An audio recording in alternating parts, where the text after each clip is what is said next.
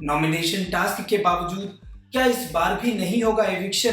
क्या टीना को बचाने का किया जा रहा है प्रयास? TV reality show big boss season 16 में पिछले हफ्ते भी एविक्शन हुआ था, लेकिन वोटिंग लाइंस बंद कर दी गई थी और पिछले वीकेंड एविक्शन नहीं हुआ। हालांकि अब्दुल रोजिक शो से बाहर जरूर हुए, लेकिन उनका एविक्शन नहीं हुआ है। वो शो में वापस लौटने वाले हैं।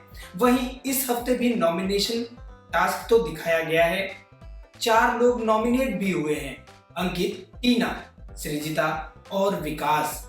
लेकिन वोटिंग लाइंस इस हफ्ते भी बंद है, यानी इस वीकेंड का वार पर एविक्शन नहीं होगा।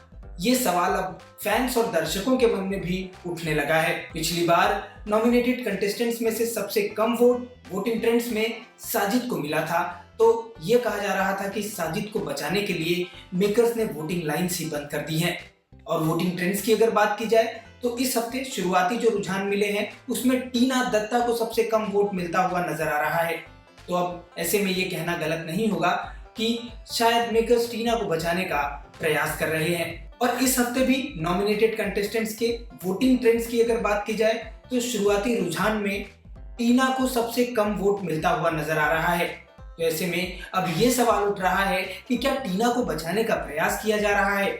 आपको बता दें कि टीना दत्ता इससे पहले भी जनता की कम वोटिंग के आधार पर शो से बाहर होने वाली सदस्य बन चुकी थी, लेकिन टीना दत्ता को शो में वापस लाया गया। और टीना दत्ता को उस बात का ओवर कॉन्फिडेंस भी है।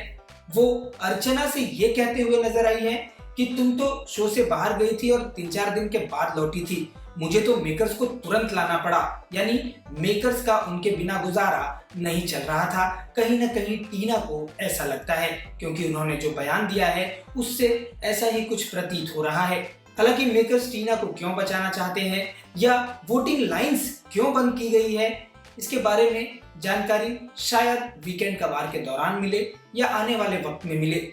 लेकिन कुल मिलाकर अभी ये कहना गलत नहीं होगा कि जिस तरह से 2 हफ्ते से नॉमिनेशन टास्क हो रहे हैं लेकिन वोटिंग लाइंस बंद कर दी गई हैं और एविक्शन नहीं किया जा रहा है, कहीं ना कहीं दर्शक और फैंस के मन में अब सवाल उठने शुरू हो गए हैं। टीवी और बिग बॉस से जुड़ी इसी तरह की खबरें लगातार पाने के लिए आप जुड़े रहिए हमारे चैनल से और अपनी प्रतिक्रिया कमेंट्स के जरिए हम तक जरूर पहुंचाएं।